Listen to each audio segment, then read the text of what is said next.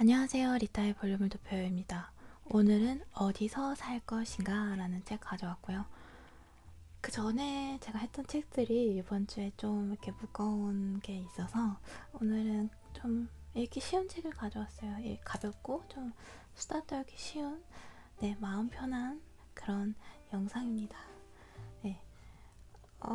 어디서 살 것인가? 우리는 보통 우리가 어디서 살 수 있는지에 대해서만 생각을 하고 어디서 살고 싶은지에 대해서는 잘 생각을 안 하잖아요. 그래서 막상 구체적으로 생각을 해보려고 하면 참 어렵습니다. 어렵고 더 이상 아이디어가 크게 나오지 않아요. 네, 그래서 그런 거에 대해서 좀 의도적으로 적극적으로 생각해 볼 수 있는 계기가 됐으면 하는 바람입니다. 어디서 살 것인가?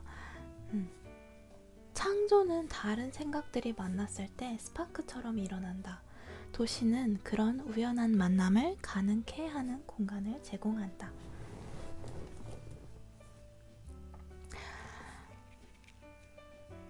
도시 전체적으로 봤을 때 실생활 공간에서 상업시설이 줄어들면 우연히 다른 사람을 만날 기회가 줄어들게 된다.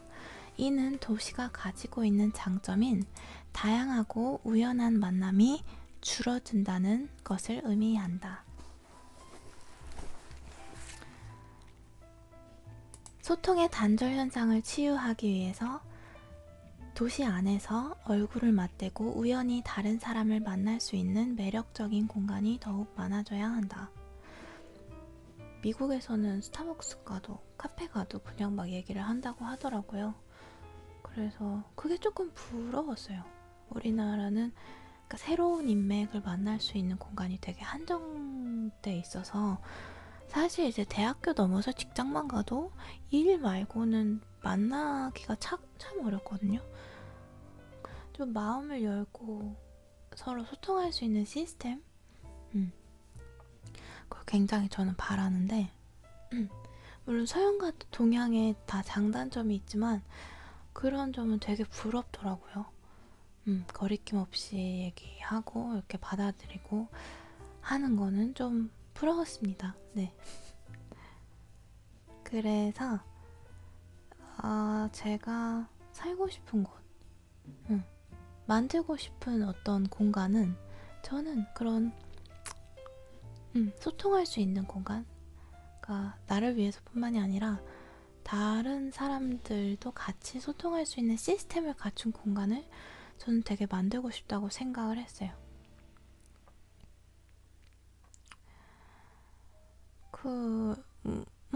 우연히 다른 사람을 만날 수 있는 매력적인 공간, 뭐 가능할 것 같지 않나요? 지금 있는 것들도 글쎄요, 뭐가 있을까요? 직장인들을 위해서는 뭐 모임 같은 것들이 많이 있는 것 같더라고요. 그것보다 좀 더 신박한 뭔가가 없을까? 아이디어 있으신 분? 좀, 좀 더 클레버한? 진짜 좀 더, 어떻게, 마음을 열 수 있는 만남의 방법이 없을까? 궁금해요. 그 다음에 이제 우리나라 교육에 관련한 얘기가 나오는데 이분이 건축가 하시다 보니까 이제 학교 건물에서부터 시작을 합니다. 그래서 양계장 같은 학교에서 12년 동안 커온 애들한테 졸업한 다음에 창업하라고 하고 요구하는 것은 닭으로 키우고 독수리처럼 날라고 하는 격이다 라고 나오는데 저도 굉장히 공감을 했습니다. 우리나라 학교 건물이 그 교도소랑 크게 다를 바가 없다. 너무 심했다. 라고 얘기를 하는데, 네. 그러니까 사실 세상은 많이 변했잖아요. 저희 아버지 때 살던 그때 시대의 세상과 지금 세상이 완전히 바뀌었죠. 근데 사실 학교 교육 시스템이나 건물 뭐 이런 것들은 너무나도 똑같잖아요. 그래서 좀 혁신이 필요한 건 누구나 알고 있는 사실이죠. 그렇지만 그 제도가 너무 고착화되어 있고 그들만의 리그가 형성이 되어 있기 때문에 터치가 어렵습니다. 그래서 이걸 어디서부터 어떻게 해야 될까? 그 단단한 그 본인들만의 시스템, 그 관성을 어떻게 타개시킬 수 있을까? 하는 고민이 되게 있어요.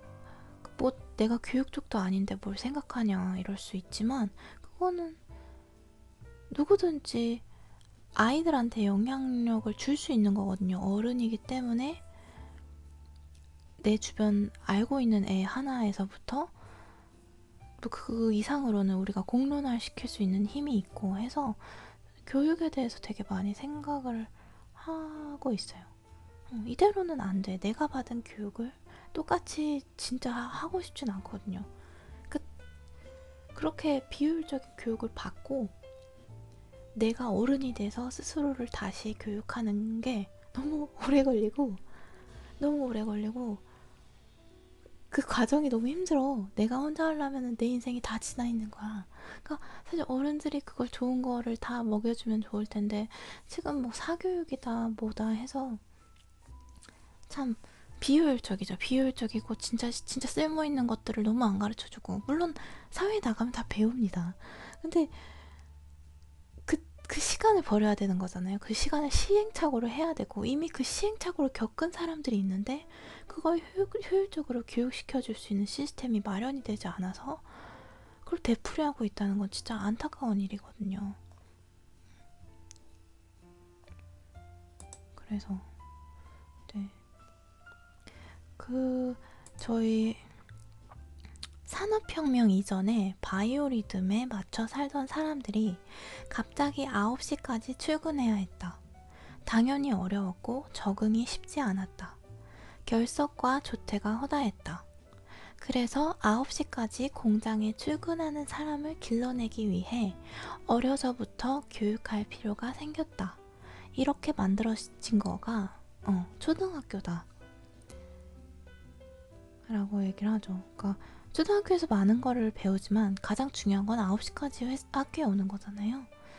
그래서 졸업 후에는 자연스럽게 9시까지 출근하는 사람이 될 수 있게. 그래서 그 현대 시스템, 그 자본주의 시스템에 맞는 개인을 길러내기 위해서 학교 교육이 처음에 시작을 한 이유가 사실 큰데 이거를 어느 정도 애들이랑 공유를 하긴 어려운가? 왜냐면 나는 그때 그 시스템이 나를 위해 존재하는 것 줄 알았거든. 정말 그들이 말하는 명분대로 완전히 나만을 위해서 이 모든 것들이 있는 줄 알았어요. 그러다 보니까 모든 것들을 되게 이해하려고 했고, 그러니까 나를 주장하는 대신에 내가 느끼고 있는 감정을 실현하고 구현하고 표현하려고 노력하는 대신에 저는 굉장히 바깥 세상을 이해하려고 했던 것 같아요. 내가 이렇게 느끼는 건 틀린 거고 내 느낌과 상대방의 주장, 어른들이 얘기하는 것이 충돌했을 때는 다 내가 틀린 것이다. 다 내가 잘못 알고 있는 거다.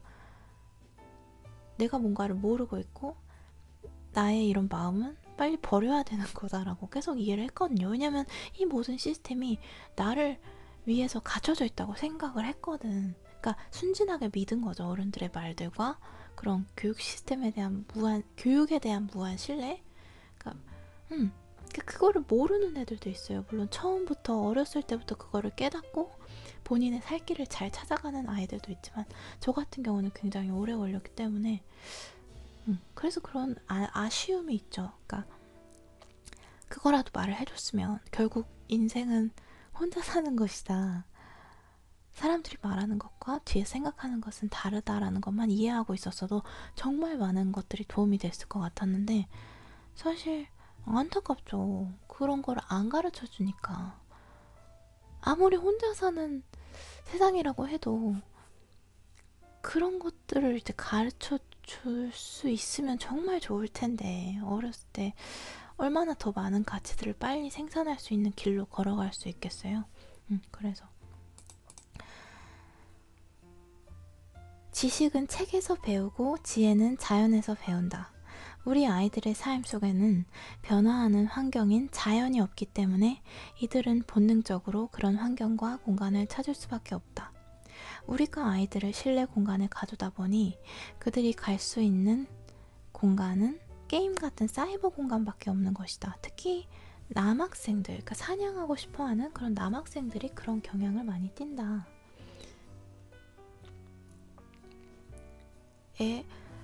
게임 한다고 엄청 혼났는데, 저는 게임을 안 했는데 남동생이 엄청 혼났어요. 조금만 새길로 새서 그 문방구 앞에 조그만 게임기 있잖아요.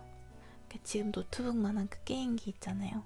거기서 하고 있으면 엄마가 잡아오고 이랬는데, 지금 생각해보면 진짜 이해가 가죠. 계속 학원에서 어디로 학교로 돌리고 뭐 놀 시간도 없고 뭐 그런 상황에서 그거라도 당연히 그거를 찾아 떠나는 게 인간의 본능이기 때문에.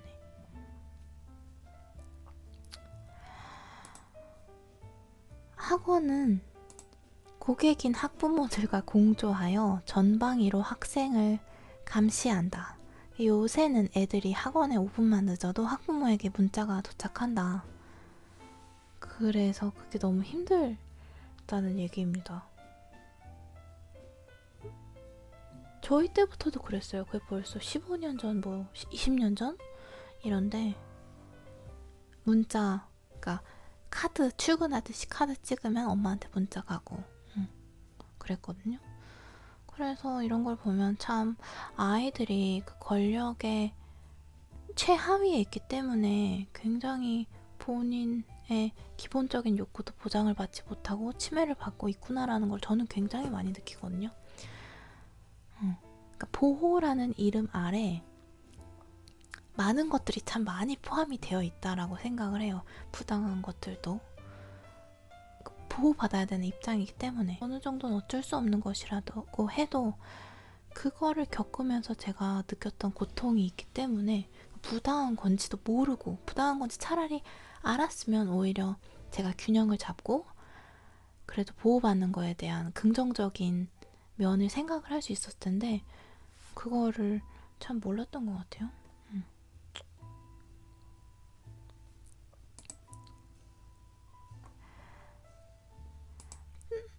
그러니까 학교에 운동장이라는 공간과 공부하는 교실밖에 없기 때문에 그래서 학교에서 잘 나가는 아이들은 축구를 잘하거나 공부를 잘하는 아이들이다.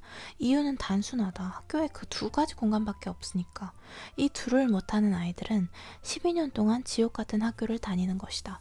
여러분의 자녀가 축구도 못하고 공부도 못하면 그 애가 학교에 가주는 것만으로도 고마워해야 한다. 그들은 정말 힘든 시기를 참고 있는 것이다. 그렇습니다. 지금의 공립학교 건축계에서 스스로의 변화를 기대하기는 어렵다. 수십 년간 해오던 관성으로 그들만의 리그가 형성되어 있다. 이들은 공평과 평등이라는 이유로 모두가 똑같은 공간에서 공부해야 한다는 전체주의적인 학교 건축물을 양산하고 있다. 평등을 획일화를 통해서 이루려고 한다. 평등은 다양성을 통해 이뤄야 한다.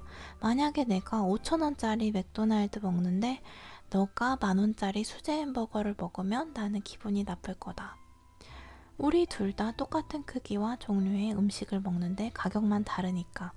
근데 당신이 10,000원짜리 수제 햄버거를 먹을 때 내가 5,000원짜리 쫄면 먹으면 나는 별로 기분이 나쁘지 않을 것이다.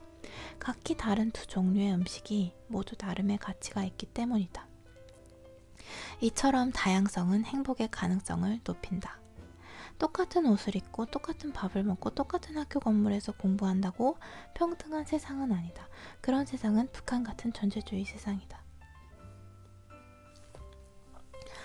네, 그쵸. 이 예를 드니까 저는 확 이해가 가더라고요. 다양성을 통해서 평등이 건립이 될 수 있다고. 지금 제가 약간 말하는 게 약간 횡설수설 할 수도 있어요. 지금이 시간이 2시 45분이거든요. 밤 2시 45분인데 녹화를 할 시간이 이때밖에 없어서 다른 걸로 다른 할 일들이 너무 많아서 녹화를 할 시간을 이 시간밖에 낼 수가 없어요. 게다가 좀 이른 시간에 하고 싶은데 그때 하면 밖이 되게 시끄럽거든요. 네, 마루가.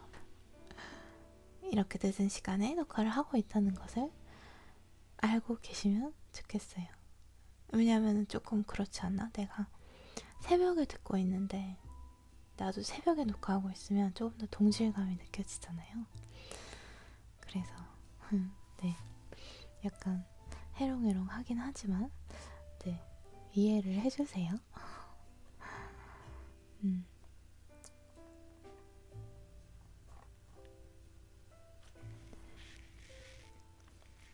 그래서 만약 이 방송을 보시는 분 중에 어린 분들이 계시다면, 나이가 좀 연령대가 낮아서 아직 학교에 다니시고 계신다면,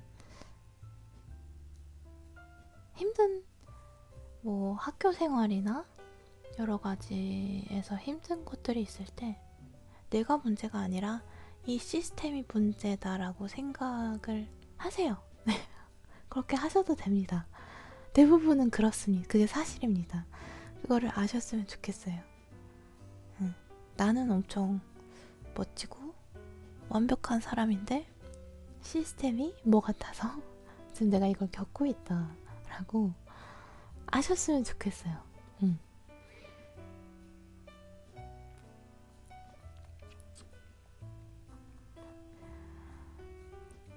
그러니까 자꾸 우리가 게임에 빠져들고, 특히 어린 애들도 게임에 빠져들고 테레비에 빠져드는 게, 공간이 자연과 이어져 있지 않고 자연을 볼 수 없는 그런 계속 실내 공간, 획일화된 공간에 있다 보니까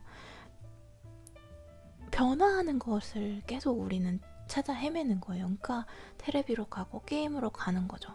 사실 자연이 있을 때는 계속 사계절의 변화가 있고 이런저런, 그러니까 해가 지고 뜨고 이런 변화들이 계속 일어나는 게 자연이기 때문에 그런 변화를 자연스럽게 이렇게 마음에서 받아들이게 되는데, 그게 없으니까, 그걸 접할 수 없으니까 자꾸 이제 미디어에 집착을 하게 되는 거죠.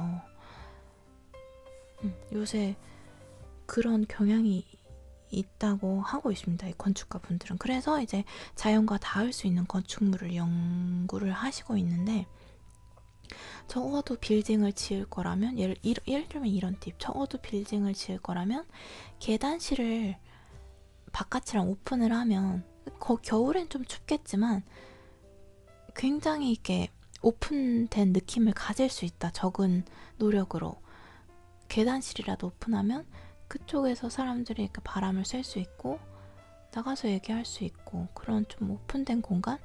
예를 들어서 뭘 할래도, 우리는 마음을 터놓는 얘기를 할래도 다 옥상에 가서 얘기하잖아요. 그런 것처럼 오픈이 돼 있고 이런 공간에서 우린 좀 더 마음을 열고 소통할 수 있고 스트레스 수치가 감소하고 한다는 거죠.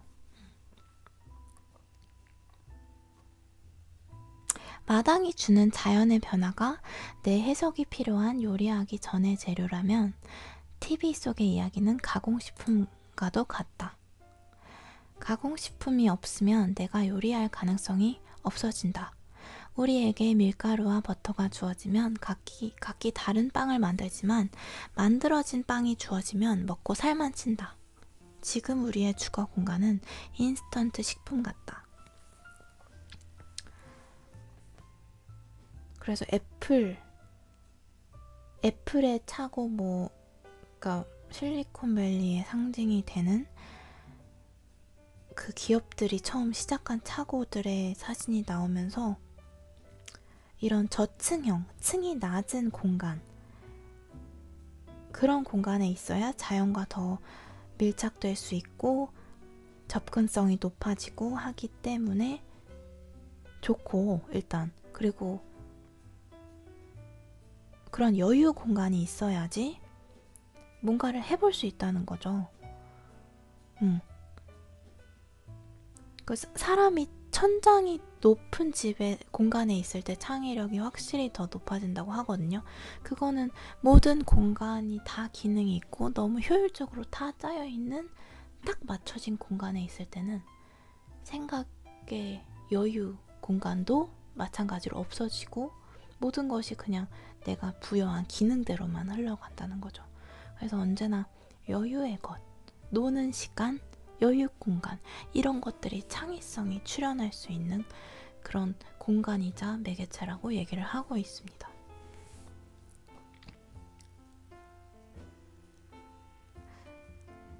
그러니까 우리는 사실 미국이나 여기서 예를 든 미국 같은 데에 비해서 땅덩어리가 좁기 때문에 그 아까 말한 것처럼 뭐 계단실을 오픈한다든지 그 공유 공간에서 되게 자연적인 요소들을 많이 만든다든지 이런 식으로 되게 클레버하게 생각을 해볼 수 있을 것 같아요. 내 방에서도 내 집에서도 뭐 여유 공간을 만든다고 생각하면 할 수 있지 않아요, 여러분? 벙커 침대를 사용을 하는데 그 위에서 자면서 그 아래 공간을 뭐 요새처럼 만들어서 거기에서 뭔가 자유로운 뭔가를 하는 공간으로 삼는다든지 이렇게 할 수 있을 것 같습니다. 아무리 좁은 공간에서도 인간의 창의력은 무한하기 때문에 할 수 있을 것 같아요.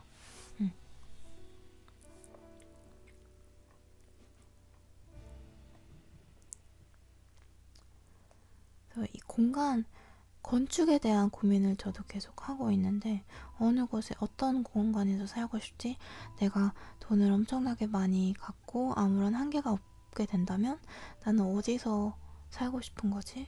라고 생각해보면 진짜 무궁무진한 분야인데 내가 진짜 아는 게 없구나, 생각해본 게 없구나 라는 깨달음을 얻게 되거든요. 가난하게 사는 법은 누구나 할 수 있지만 부자로 사는 법은 배워야 한다라고 얘기가 있잖아요. 그런 것처럼 저도 그렇게 생각해요. 그러니까 내가 부자가 됐을 때의 것들을 준비를 해놓지 않으면 부자가 될 기회가 와도 내가 그거를 너무 미지의 분야이기 때문에 이렇게 할 것 같은 약간 좋지 하면서 약간 그거 내가 잘 모르는데 하고 내 마음이 막을 것 같은 거예요. 그래서 저는 진짜 모든 한계를 다 치워버리고 살고 싶은 공간도 그렇고 여러 가지 면들에서 자꾸 최상은 무엇인가, 내가 진짜 아무 제약이 없다면 하고 싶은 건 뭐지? 갖고 싶은 건 뭐지? 체험하고 싶은 건 뭐지? 만들고 싶은 건 뭐지? 살고 싶은 건 어디지? 라고 제가 자꾸 구체적으로 생각을 해보려고 해요. 그러니까 이게 진짜로 적극적으로 하지 않으면 잘 하지 않게 되거든요. 왜냐면 우리는 계속 우리 틀 안에서만 생각하는 데 익숙해서 자꾸 사회의 압박 안에서 생각하는데 너무 익숙해져서 그런 거에 대해서 꿈꾸는 시간이 너무 없어요. 그런 거에 대해서 생각을 많이 해놔야 되거든요. 그런 거를 생각해보는 시간이 나에게 굉장히 중요하고 나에게 창조적이 될 수 있게 해주고 좀 더욱더 동기부여를 해주고 또 내가 행복하잖아요. 그런 걸 생각을 하면. 근데 안 하는 게 좀 이상하죠. 사실 모든 면에서 도움이 되는데 그거를 안 하게 된다는 게 좀 이상한 것 같아요. 네. 저는 이 어디서 살 것인가 이렇게 지금 한 3분의 1에서 5분의 2 정도 읽은 것 같아요.